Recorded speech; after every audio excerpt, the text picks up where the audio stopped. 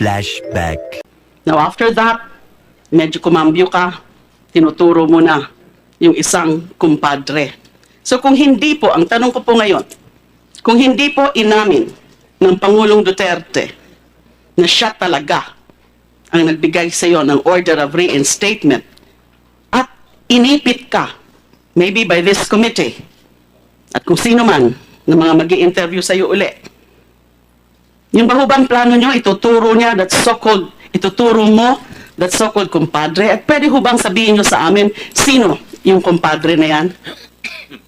Your Honor, I will cross the bridge when I get there, Your Honor. Kung ako'y tinanong na dito.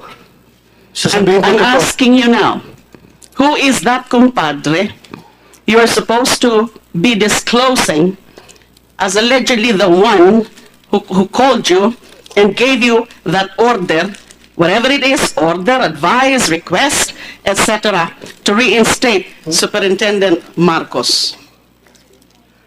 Your Honor, Now, sinabi na ni Presidente na siya ang tumawag sa akin. For all you know, Your Honor, the President is my godfather sa kasal. At the same time, he's also my compadre, Your Honor. So siya Maraming pala- beses na kaming naging compadre, Your so Honor. siya pala ang ituturo mo eventually or ultimately, you know, siya pala talaga ang ituturo mo. Kung maipit, Your Honor, sasabihin ko, magpalit tayo ng posisyon, Your Honor, ikaw mag-GPNP.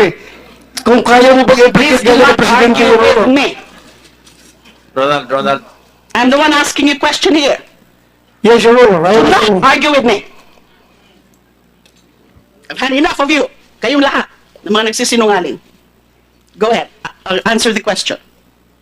Please state the question again, Your Honor. So kung inipit ka pala ng Senate Committee o kung sino man para pangalanan yung tumawag sa'yo na inorderan kang i-reinstate si Marcos, si Presidente naman pala talaga ang ituturo mo. Yes, Your Honor, because I am, magsiswear ako dito, hindi ako pwede magsinungaling, Your Honor. Sabihin ko totoo. But I was talking to the media. Alam ko, media, piniplay ako ng media na gano'n. So, nakisakay din ako sa kanila, Your Honor. Alam mo naman, media, na sinusundot ka niya para And magsalita. supposedly, the cited reason is for humanitarian consideration dahil nga mapapalayo daw dapat si Superintendent Marcos sa pamilya siguro or whatever. Yun ang sinabi niyo po, di ho ba? Humanitarian consideration. But the President never said about humanitarian consideration. Ano yung sabi niya? Cloak and dagger. Cloak and dagger. What is cloak and dagger? Hayaan nyo nang muna siya na nandyan siya sa Region 8 para masubaybayan niya yung kanyang mga kalokohan. Isn't that the explanation of the President? Alam ko may mga dahilan kung bakit napipilitan kayong ituro ako. Now, hindi ko kayo po pipilitin, although I'm telling you, I forgive you. I forgive both of you. I forgive all those other believed witnesses na mga nagsinungaling din sa House inquiry. Hindi ko po kayo sinisisi. Hindi po ako talaga galit sa inyo. Galit po ako dun sa mga taong gumagamit sa inyo. You are both vulnerable. Ginagamit kayo para siraan lang ako. Doon ako galit. And I will know in due time who they are. Please, susubukan ko lang. Nag-a-appeal lang ako sa inyo. Magsabi na kayo ng totoo.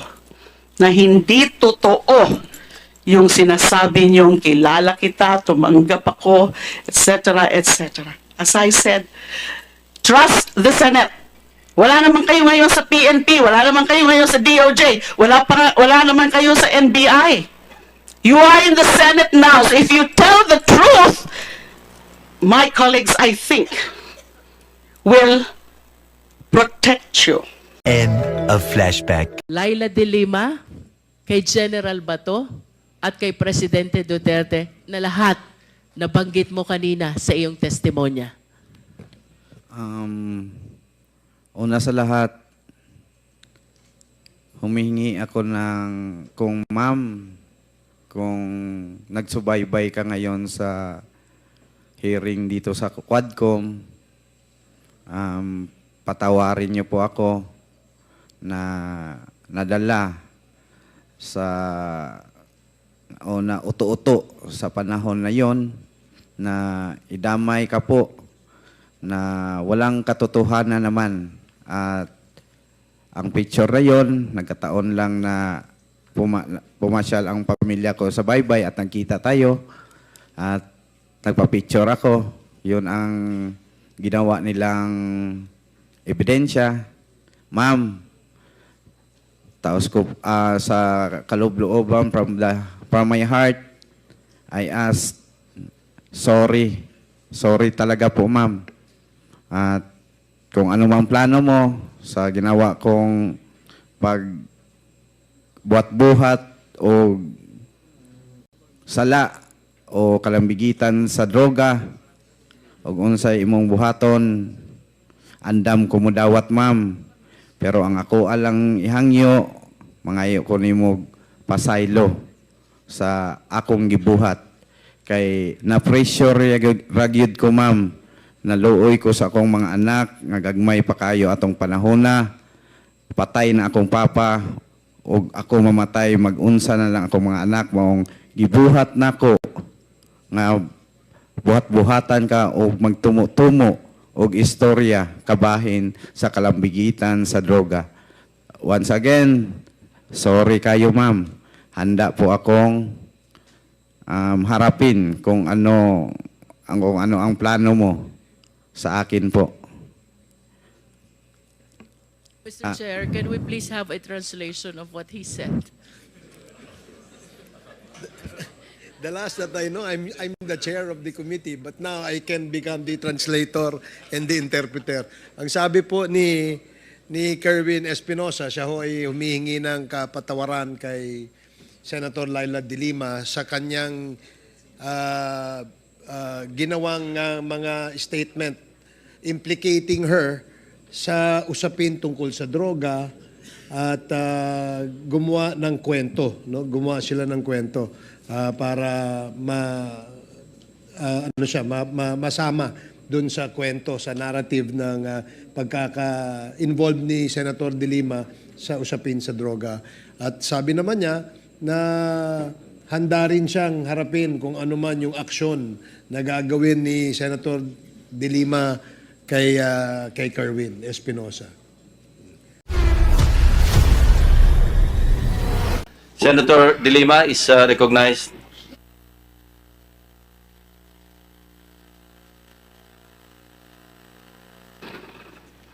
Thank you, Mr. Chairman. Good morning to everyone. PNP Chief De La Rosa, please. Bakit ho hindi nyo kaagad sinabi sa amin o sa publiko na yung nag-utos pala sa inyo na i-reinstate sa Superintendent Marcos ay mismo ang Pangulong Duterte? Nagpaikot-ikot ka pa eh. Kumpadre, ganyan, humanitarian considerations. Bakit po ganun? Your Honor, we are trained not to divulge, Your Honor. Alam nga naman na sasabihin ko kaagad, may reason si Presidente bakit niya pina-reinstate. So inaamin nyo na po na si Pangulong Duterte mismo ang nag-utos sa inyo. yes, Your Honor. Pero inaamin nyo rin ba na ang talagang tumawag sa iyo ay si Bongo? Yes, Your Honor. At pinaninindigan mo po na yung utos na i-reinstate si Superintendent Marcos ay hindi galing kay Bongo kasi parang siya lang ang pinatawag, inutusan lang siya ng Pangulo. At nung sinagot mo na, inabot mo ang cellphone, ay inabot ni Bongo ang cellphone sa Pangulo. Yes, Your Honor. Nagsalita ng si Presidente, Your Honor. Sinabi niya yun. So, At yun- bakit nga naging plano mo na magkaroon ng ganong script o magkaroon ng ganong istorya na di umano isang kumpadre ang tumawag sa'yo for humanitarian considerations. In fact, may mga narinig pa ako, ewan ko kung galing po ito mismo sa bunganga ng ating Pangulo, na meron pang ang plano na gagawing fall guy, quote-unquote, yung si Catalino de Yusek, D-I-L-G Yusek, Catalino Coy. Hindi ko Nabanggit yan several hindi ko na times. pa alam yan, Your Honor, kung ano yung tungkol dyan. So bakit nga po ang iniisip nyo, kasi nung in-interview kayo sa Head Start, sinabi mo higher up. Now after that, medyo kumambyo ka, tinuturo mo na yung isang kumpadre. So kung hindi po, ang tanong ko po ngayon, kung hindi po inamin ng Pangulong Duterte na siya talaga ang nagbigay sa iyo ng order of reinstatement at inipit ka, maybe by this committee, at kung sino man ng mga mag-i-interview sa iyo uli, yung bahubang plano nyo, ituturo niya, ituturo mo, that so-called kumpadre, at pwede hubang sabihin nyo sa amin, sino yung kumpadre na yan? Your Honor, I will cross the bridge when I get there, Your Honor. Kung ako'y tinanong na dito. Sasabihin ko I'm ito. asking you now, who is that kumpadre you are supposed to be disclosing as allegedly the one who called you and gave you that order, whatever it is, order, advice, request, etc., to reinstate Superintendent Marcos? Your Honor, Now, sinabi na ng Presidente na siya ang tumawag sa akin. Pero you know, Your Honor, the President is my godfather sa kasal. At the same time, he's also my kumpadre, Your Honor. So siya Maraming pala- beses na kaming naging kumpadre, Your so Honor. siya pala ang ituturo mo eventually or ultimately, you know, siya pala talaga ang ituturo mo. Kung maipit, Your Honor, sasabihin ko, magpalit tayo ng posisyon, Your Honor, ikaw mag-GPNP. Kung kaya mo Please pag-implicate do galing not ng Presidente, argue Your with Honor. me. Ronald, I'm the one asking you a question here. Yes, Your Honor. I Do not am. argue with me. I've had enough of you. Kayong lahat ng mga nagsisinungaling. Go ahead. I'll answer the question. Please state the question again, Your Honor. So kung inipit ka pala ng Senate Committee o kung sino man para pangalanan yung tumawag sa'yo na inorderan kang i-reinstate si Marcos, si Presidente naman pala talaga ang ituturo mo. Yes, Your Honor, because I am, magsiswear ako dito, hindi ako pwede magsinungaling, Your Honor. Sabihin ko totoo. But I was talking to the media. Alam ko, media, piniplay ako ng media na gano'n. So, nakisakay rin ako sa kanila, Your Honor.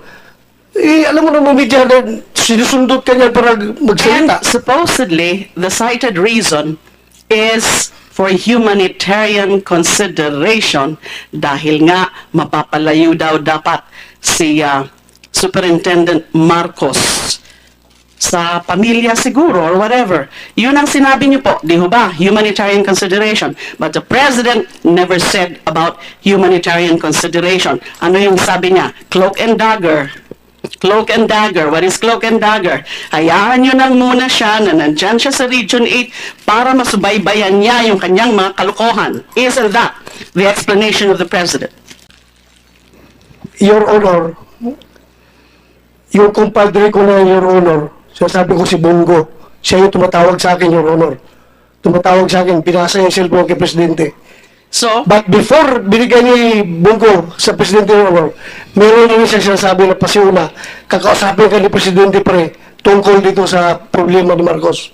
So yun na yung napag-usapan namin, Your Honor. so kung inaamin mo na kumpadre mo rin po si Bongo, so ibig sabihin yan, kasi sinasabi, kinoconfirm mo yung reason, which is humanitarian consideration as against the President's reason, which is, subaybayan muna natin yan. So, that means, kinausap ka rin ni Bongo about it. Hindi lang siya yung pinatawag at inabot yung cellphone kay Pangulo. Nag-usap muna kayo ni Bongo at sinubukan ni Bongo na sabihin yun sa'yo for humanitarian consideration. ipastay muna natin si Marcos. Bakit hindi nagtutugma yung mga rason?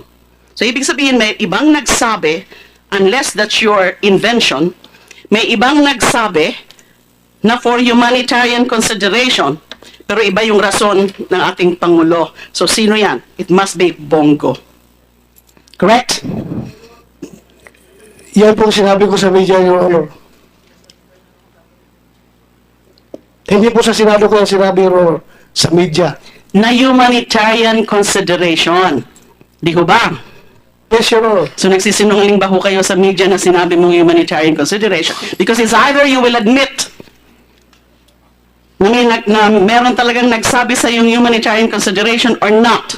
If you admit na meron talagang nagsabi humanitarian consideration, it cannot be the president, but it must be or could be Bongo, right?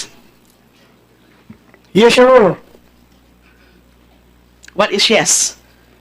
Sinabi ni Bongo sa akin, Your Honor, pre, kausapin ka ng Presidente regarding ito sa kaso lang ni Marcos. Walang sinabi si Bongo about humanitarian consideration kuno? Kasama niya sa pinag-usapan naman, Your Honor. Mr. Marcos.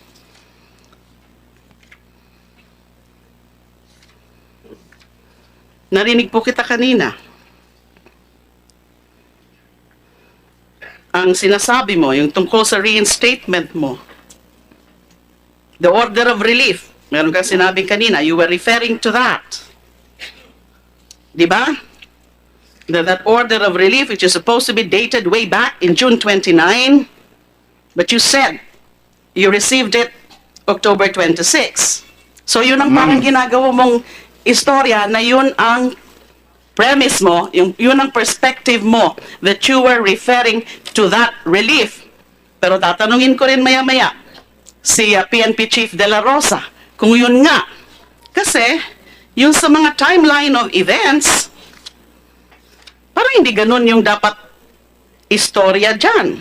Kasi tinuro si Mr. Marcos, probably by Mayor Espinosa himself, and inulit ni Kerwin Espinosa, na ganun nga, kinoconfirm nila, na sangkot ka talaga, Superintendent Marcos, sa droga, and kaya ka renelieved the PNP Chief De La Rosa. I would want to be clarified. I want to know the exact date. Ipapa-clarify ko nga po yung mga timeline na yan para mas malinaw sa atin yung mga nangyayari. So, Mr. Marcos, ikaw ba'y relieved dahil nga doon sa belated order of relief na yan from General Pagdilaw pa? Pero na-receive mo daw, sabi mo, by October 26, o dahil nga, because of that information, presumably, given by either or both the late Mayor Espinosa or Kerwin Espinosa, na sangkot ka sa droga. Dapat magtugma kayo ni PNP Chief De La Rosa. Galingan mo. Sasagot na po ako, ma'am. Okay. Go ahead, please. Ganito po yun, ma'am. Ito pong decision po ng NCRPO na pinapatawan po ako ng 20 days suspension ni General Pagdilaw. Ang petsa po ng decision niya is June 9, 2016. Decision lang po ito, ma'am. Hindi po pa po ito relief order ko. Ngayon po, ito pong June 9 na 2016 na decision ni NCRPO, natanggap ko lang po ito at nalaman ko po nung October 26, 2016 from the personnel officer of CIDG. Who kayo talaga renelieve? Ma'am? Kailan po ba talaga kayo renelieve? Ngayon po, nung ma-informahan po ako dito ng... Answer the question, please. Kailan po talaga On kayo this day renelieve? din po, October 26 din po, may lumabas yata na... Kung hindi po ako nagkakamali, October 26 may lumabas sa aking order coming only from not a national headquarters order, but CIDG order relieving me from being the regional chief to admin holding center of CIDG on this day. Ngayon po, yung sinasabi pong accusation sa akin ni Kerwin, hindi ko po alam yan. I don't know about it. I just learned about it when Kerwin testified. General De La Rosa, At saka po, ma'am, sandali lang po. Ma'am. Stop na muna po kayo. General De La Rosa, what was your frame of mind when you decided to relieve Superintendent Marcos? What was your basis? Is that relief order? My relief order on Superintendent Marcos was based on the premise, Your Honor, that he is being implicated, or he was being implicated by Kerwin Espinosa as receiving drug payola.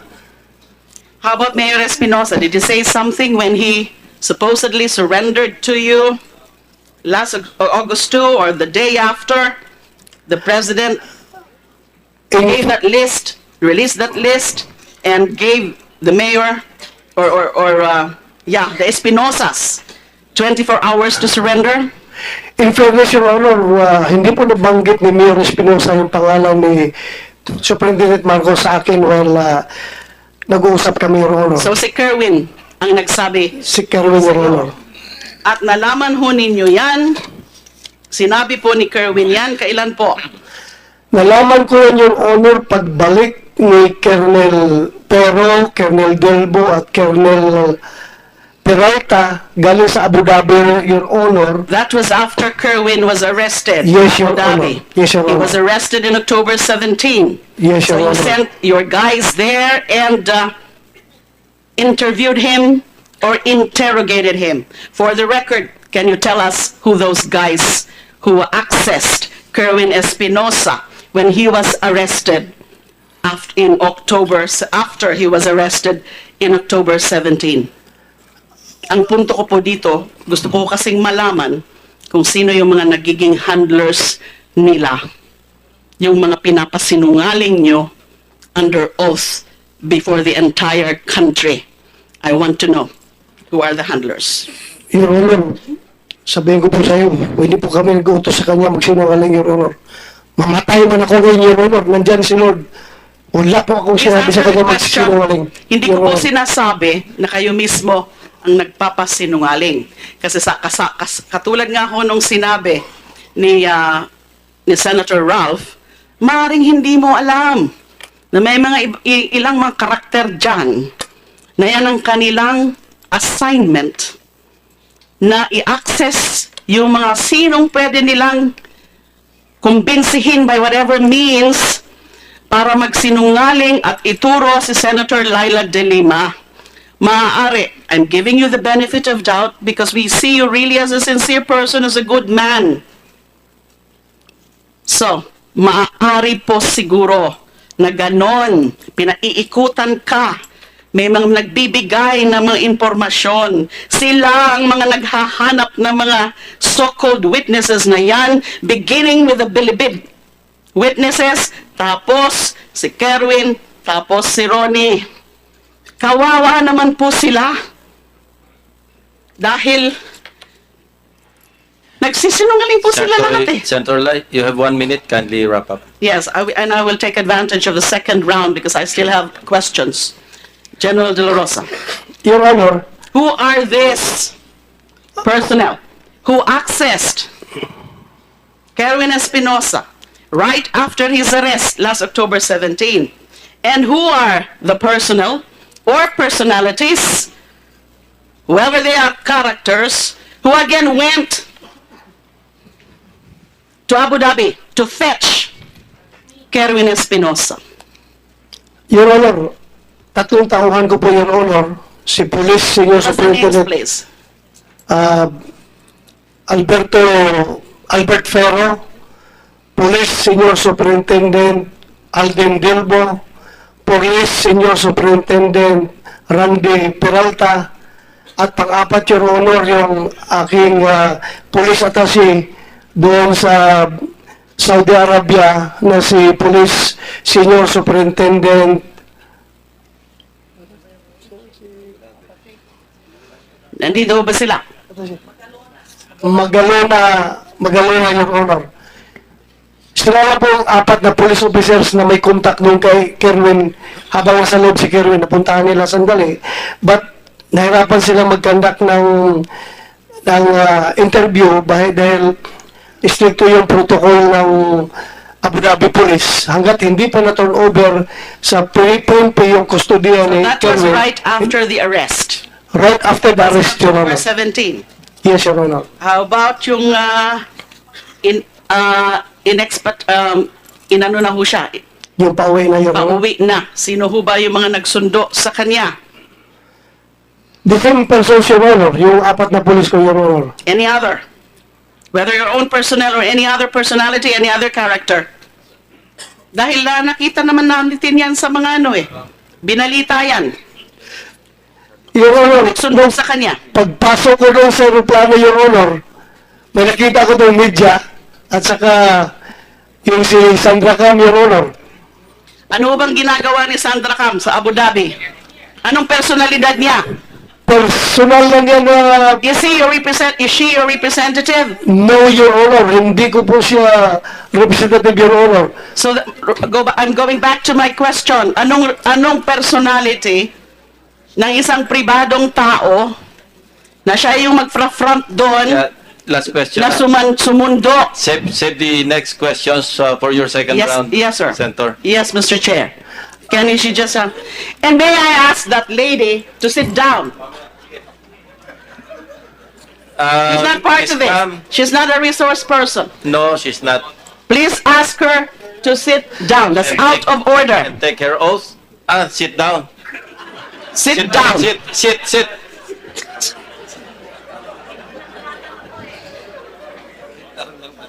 I move to suspend the session. There's a motion to suspend the Committee. hearing. Excuse me. I made a reservation for the second round. It's 3:30. We have to ask permission from the Senate President. Your Honor, please. Fair naman po yan. May mga sumingit na nagtanong na Well, hindi ang naman sumingit sila po ay part. co-chair. Well, can I be given the courtesy? SP, can we still extend? I reserve. We can start the session at 4:30 with your permission. I think so we can everybody- give Senator De Lima up to 4 o'clock to propound her questions. How long will it take? No, ang rule namin is 10 minutes eh. I'll try to wrap up in 10 minutes. I have a lot of questions, but You have pipiliin the ko na floor, lang po. Senator De Lima. Salamat po, SP. Salamat po, Mr. Chair.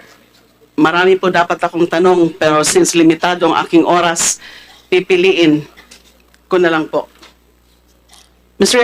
Espinido, during the last hearing or the second to the last hearing, ay tinanong ko na ho kayo kung meron bang mga nag-access kay Mayor Espinosa bago niya ginawa yung kanyang affidavits. At sinabi nyo, hindi kayo sigurado dahil hindi nyo naman rin-record sa logbook nyo kung sino yung mga nag-access sa kanya while he was in your custody. Ma'am, Your Honor, sa akin lang, confident ako na si Mayor magsabi talaga ng totoo lahat kasi galing pa siya kay CPNP. Sagutin nyo lang po ang tanong ko. Kasi limitado nga ang oras. Sana ho mga Yes. diretso. Yes, Your Honor. Diretso rin ang mga sagot. Meron ho bang nag-access? So hindi mo maalala. Meron bang nag-access kay Mayor Espinosa bago niya ginawa yung kanyang affidavit, both the original and the supplemental affidavit? Wala ko natandaan, Your Honors. Wala kang matandaan. Now, on your oath, meron ho bang nagsabi sa iyo ngayon? O meron ho bang pumipilit sa iyo bago kayo nag-appear ngayon na i-corroborate mo yung sinasabi ni Kerwin na sa iyo tumawag si Ronnie Dayan para magpa-bridge sa kanya? Meron po akong informasyon. Pero I'm giving you the chance na magpakatotoo, sabihin po ang totoo. Meron ho bang pumipilit sa inyo na baguhin mo yung denial mo last hearing na hindi mo kilala si Ronnie Dayan dahil hindi ka rin niya kilala Ilang beses na rin niya yan sinasabi nung nasa House inquiry pa lang at inulit na naman. Kayo, inulit mo na naman na hindi mo rin siya kilala. So before you appeared today, because I have an information, meron ho ba pumipilit sa'yo na segundahan mo, i-corroborate mo yung sinasabi ni Kerwin para more or less magkakatugma kayo? Sa ganun, Your Honors, sa natandaan ko lang galing dito nung second Senate inquiry natin, ang Panginoon lang may alam, Your Honors, pero sa akin lang talaga, Yes or no? Sabi, binabanggit niyo po ang Panginoon. So dapat ho magpakatotoo po kayo. Huwag po kayong matakot. Nasa harap kayo ng Senado. Please trust the Senate to try to protect you or protect you if you tell the truth. totoo, Your Honors, mayroon tayong Panginoon, ano. Pero, ito pagkataon ngayon, parang iba na ang nangyari ba? No, dito lang iba nangyari, pero sa ganun lang, Your Honors, kung affidavit lang ni Mayor ang kay Kerwin, yung pagdamay ni Ian Kerwin sa Pichit de la akin, Rosa, why are you smiling? yung pagdamay ni Kerwin sa akin na idinawit ako sa kay Dayan, wala akong natandaan, Your Honors.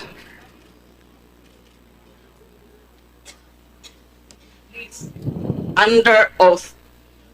Katulad ng sinasabi ni Senator Sonny Trillanes, maaring ngayon makakalusot kayo sa mga kasinungalingan nyo. Lahat naman po kayo may mga punto. Kayo, Kerwin and Ronnie.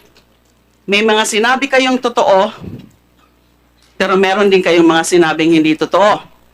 At sigurado po ako na yung hindi totoo ay yung tungkol sa pagtuturo sa akin na tumanggap ako kay Kerwin, may kinalaman ako kay Kerwin, nakilala ko yan si Kerwin, tumawag ako kay Kerwin, lahat po yun, hindi totoo.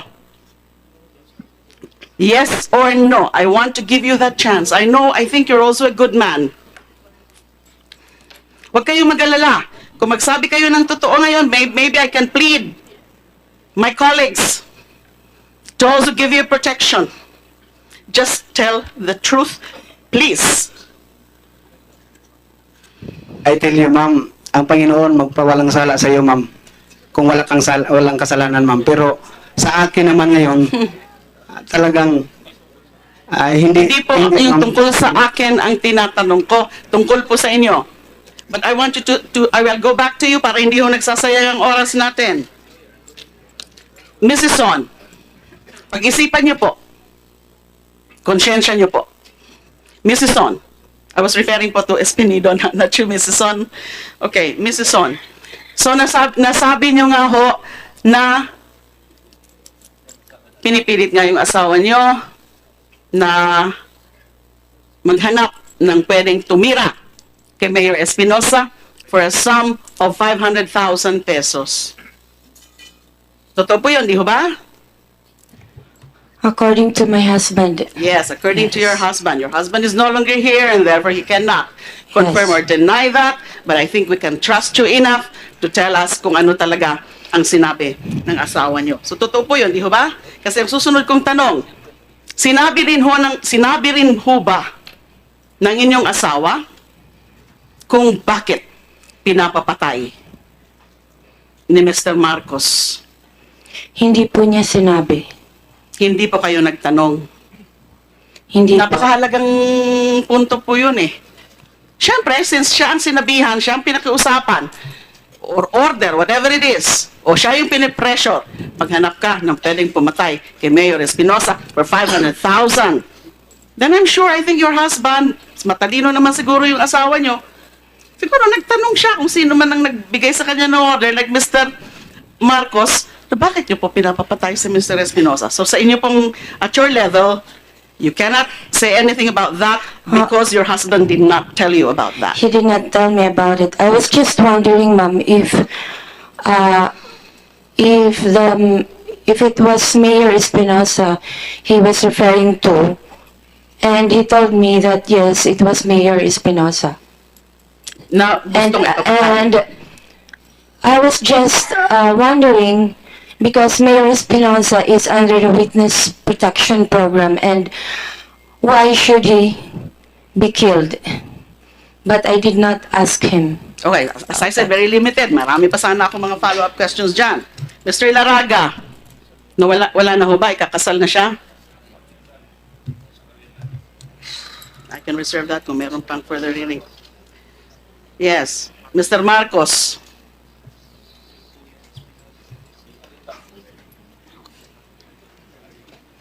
Totoo ho ba na kumpare nyo si Paulo Duterte?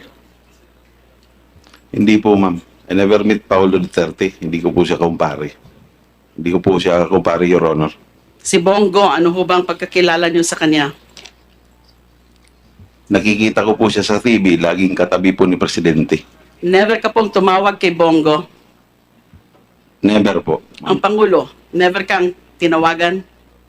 Never po, ma'am. Meron bang nag-access sa'yo na nagre-represent na pinapunta siya ng Pangulo? Ma'am, kindly repeat yung last question po. Hindi ko po Meron ho bang pumunta sa'yo na ang sinasabi niya, sugod siya, kinadala siya ng Pangulo, nakakausapin ka? Wala po, ma'am. General Bato. Narinig ho natin na inabuswelto ng Pangulo si Dolina. Di ho ba? As usual, katulad nung sa Matrix noon, ang inabswelto lang niya sila Governor Espino, saka yung iba, pero hindi si Senator Laila de Lima. Dito na naman, dito sa usapin na ito, sa listahan ni Kerwin, inabswelto si Dolina. Alam niyo ho ba kung bakit inabswelto? Well, of course, sinabi ng Pangulo na wala siyang kinalaman, nagkamali na naman kami dyan, katulad ng sila Governor Espino.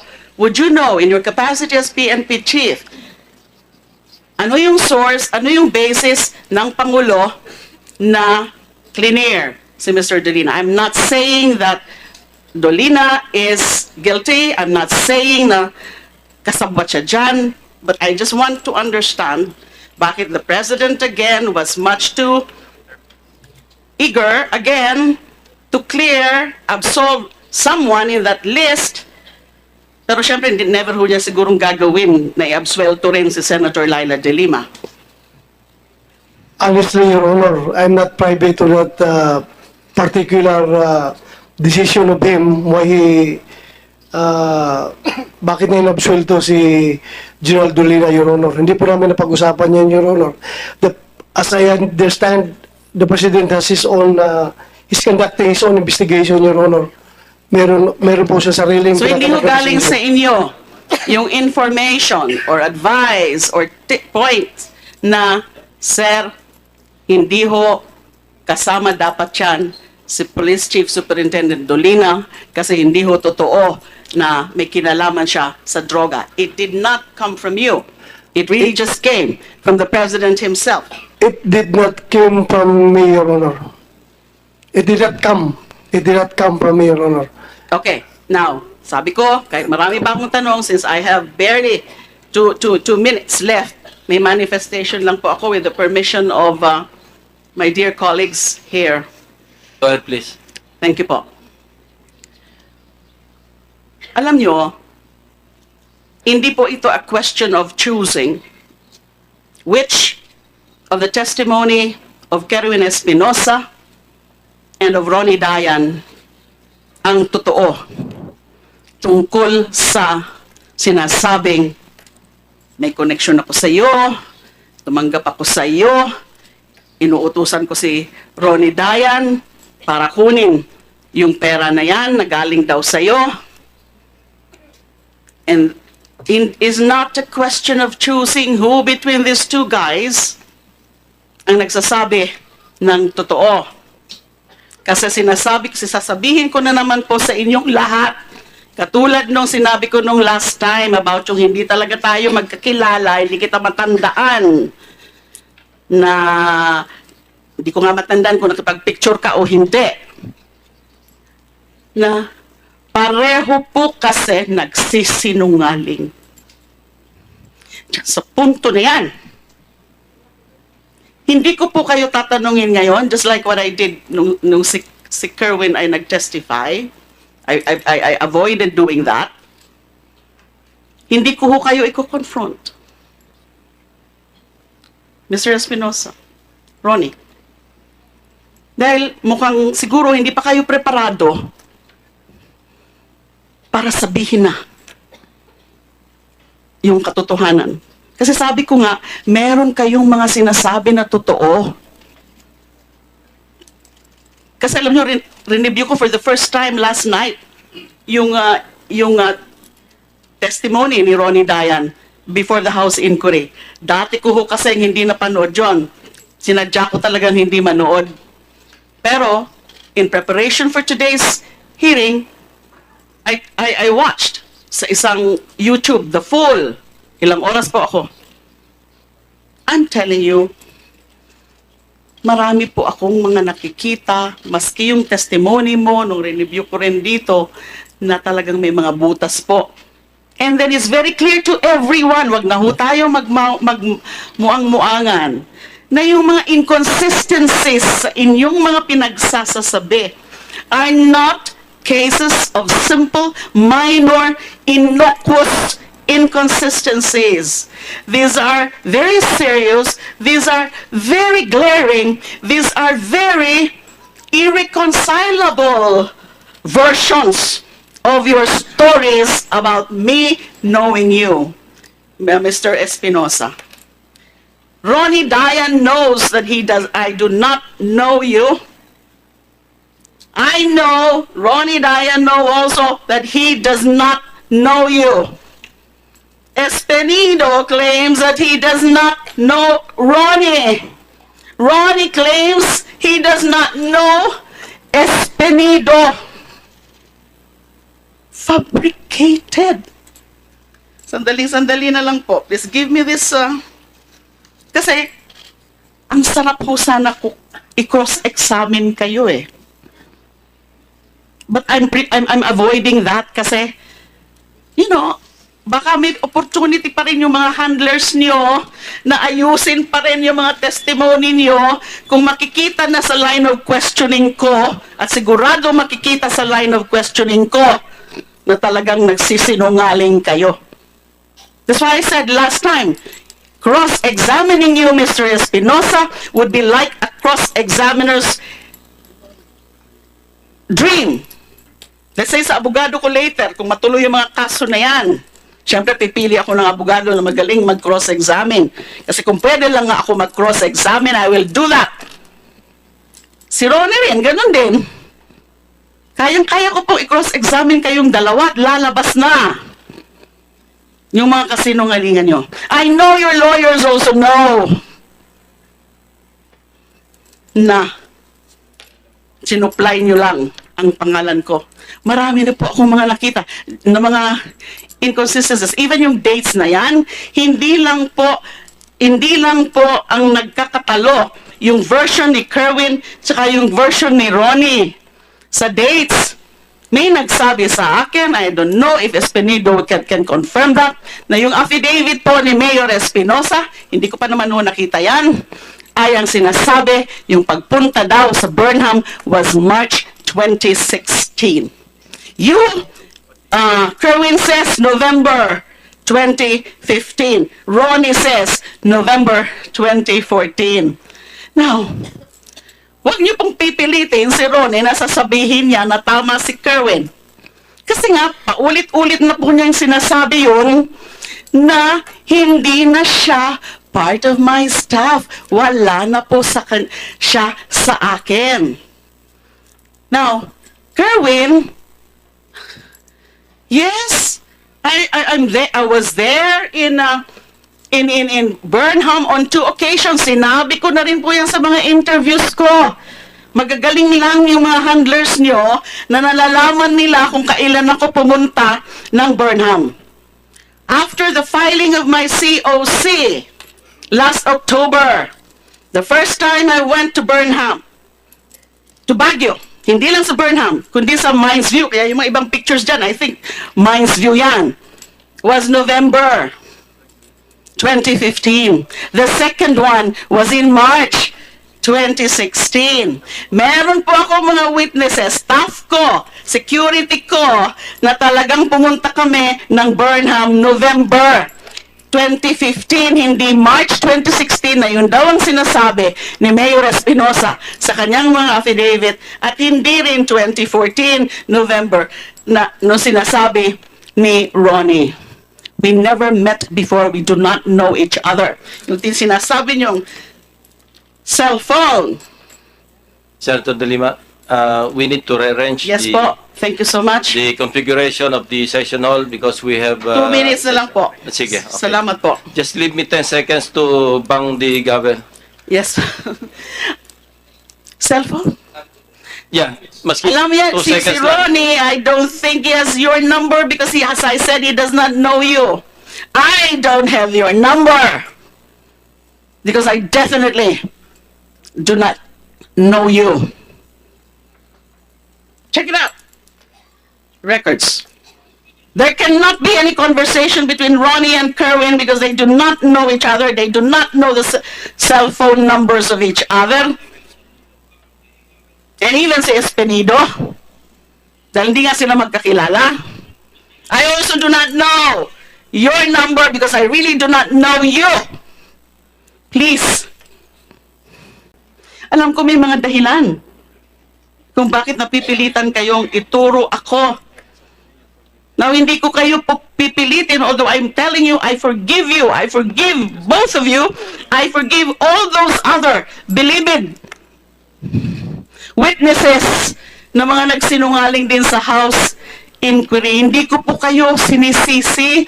Hindi po ako talaga galit sa inyo. Galit po ako dun sa mga taong gumagamit sa inyo. You are both vulnerable. Ginagamit kayo para siraan lang ako. Doon ako galit. And I will know in due time who they are. Please, susubukan ko lang.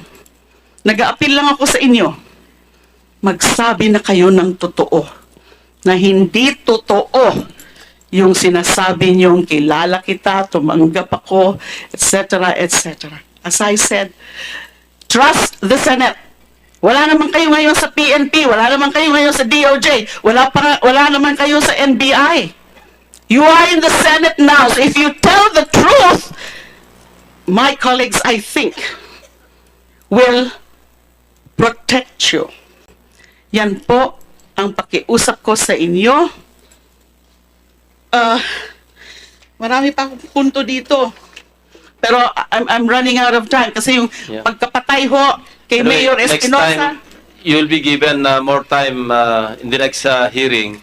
Yo, what's up mga tropa peeps? Welcome back to my vlog at magandang araw po sa inyong lahat. At dito po sa video na ito, napatunayan natin na talagang napakasama po talaga ng dati nating hinahangaan, sinusuportahan.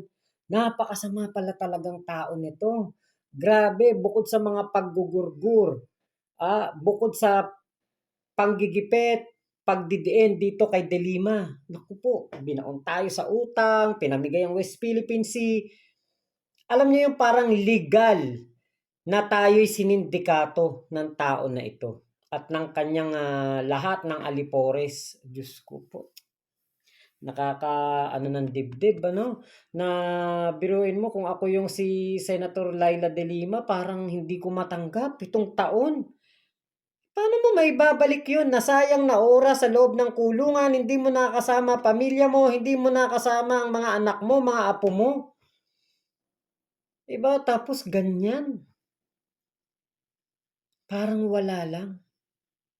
Hindi ka man lang makakita ng pagsisisi sa tao na ito. Nakakarimarim po ng buhay.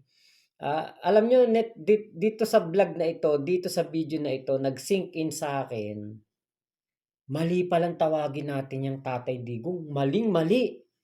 Sising-sisi ako kung bakit tinatawag ko yung Tatay Digong. Hindi pala dapat, ano? Eto, totoo naman, lahat naman ng mga sinabi ni Laila de Lima, di ba? Kita nyo, hindi siya nagtago, hindi niya inatrasan ng kaso, hinarap niya yan, nagpakulong siya. Hindi katulad ni Kibulok. Di ba? Si Kibulok nagtago sa palda ng mga binubulog niya na pastoral. Nagtago siya doon. Si Laila de Lima, hinarap. Kaya malalaman mo talaga dito kung sino yung yung guilty saka yung meron po talagang kasalanan at yung walang kasalanan, di ba? Yung guilty nagtatago. Pero yung walang kasalanan, hinaharap niya yan. At yan ang nakita natin kay Laila de Lima. 7 taon, pinatunayan niya. Sayang nga, hindi siya kumandidatong senador kasi para makabawi tayo ng mga tumuligsa din sa kanya dati dahil nga na-brainwash tayo ni Digong, naloko tayo, akala natin talaga masamang tao si Laila de Lima. Diba? Sayang hindi siya kumandidatong senador, 'di ba? Para makabawi, maiboto natin siya para makabawi tayo sa kanya, mapagserbisyohan niya ulit tayo ng tama, mapagserbisyohan niya tayo ng walang digong na nanggugulo sa kanya. Grabe po pala talaga. Alam niyo yan si Sandra Cam, isa yan sa mga nag-DN kay Laila de Lima, isa yan sa mga mga gumawa ng istorya laban kay Laila de Lima. At umiyak yan, umamin yan na ginamit lang din siya para maidiin si Laila de Lima. Pero kita nyo, nasang kampo yan? Nasa kampo ni Digong. Sumusuporta pa rin kay Digong. Hayok na hayok sa pagsipsip ng tumbong ni Digong. Ang tao na yan. Umiepal lang yan palagi noon sa mga sa mga event para kay Digong kasi nga yan na tarang alam niyo gustong-gusto niya mapwesto.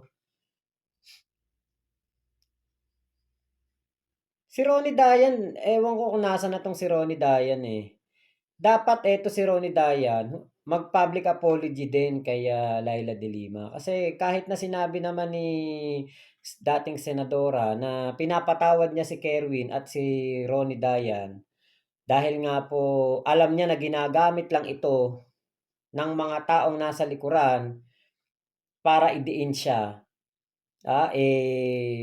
Dapat tumingi rin ito ng ng kapatawaran, di ba? Alam niyo po, ang hindi ko maintindihan dito kay Senator Bato, sinabi niya sa isang interview, hindi daw credible witness etong si Kerwin Espinosa. Kung hindi credible witness si Kerwin Espinosa, bakit hinayaan mo na makulong si Laila de Lima ng 7 taon dahil sa mga statement ni Kerwin Espinosa? Pati yung litrato, na napakarami naman taong nagpapalitrato talaga sa mga politiko, di ba? Naging dahilan para sa kanyang pagkakakulong. Nagkataon na itong si Kerwin at si Laila de Lima, nagkataon na nasa Baguio sila parehas. Hindi sila magkakilala, wala silang kahit anong koneksyon. Nagpa-picture lang si Kerwin Espinosa. Tapos, di ba hindi nga matandaan ni Laila de Lima. Hindi niya matandaan kung talaga bang nakapagpa-picture sa kanya itong si Kerwin Espinosa. Ginamit lang yung picture na yun. Siguro habang nag-i-interrogate kay Kerwin, ay naku sakto. Meron kaming litrato niya ni Laila de Lima and boom, 'di ba? Pinakita. O ayan, ito katibayan, nagbigay ako ng pera sa Baguio kay Laila de Lima. Imagine niyo po. Pagkalayo-layong lugar, Baguio pa, magbibigay ng pera, mag-aabutan. Si Laila de Lima, Liberal Party, hihingi ng pera kay Kerwin Espinosa para sa kanyang pangangampanya. Tapos, pagkatapos magbigayan ng pera, magpapa-selfie pa. Diba? Alam nyo, ito talagang napaka-tindi talaga ng ginawa ni Digong. Kaya pala ang daming galit dyan kay Digong. Ang daming nagsisisi na sinuportahan nila yung si Digong at binoto nila noong 2016. Parang alam nyo, pinasaligal natin na mga sindikato tayo. Tayong buong Pilipinas, tayong mga Pilipino nitong si Digong. No remorse no? Wala tayong nakikita man lang kahit isang pagsisisi. Kila Bato, Bongo, Digong, sa lahat ng kanyang mga naging alipores, kasabwat, walang pagsisisi. Kaya siguro mga buhay pa po ito hanggang ngayon kasi po alam niyo kung bakit. Takot na takot si Satanas na mapalitan siya sa trono niya doon sa impyerno. Ay naku talaga. Nakakapagsisi. Tinawag kong Tatay Digong yan. Demonyo pala. So yun lamang po. Maraming salamat sa pagsama nyo dito sa ating vlog na ito. Sana po ma-share nyo ang aking video na ito. Maipakalat natin to. Maipakita natin sa ating mga kababayan. Maipaalala kung gaano po kawalang hiya si Digong. So yun lamang po. Mama Chup Chup. Love you, love you. God bless us all, Pilipinas. God first.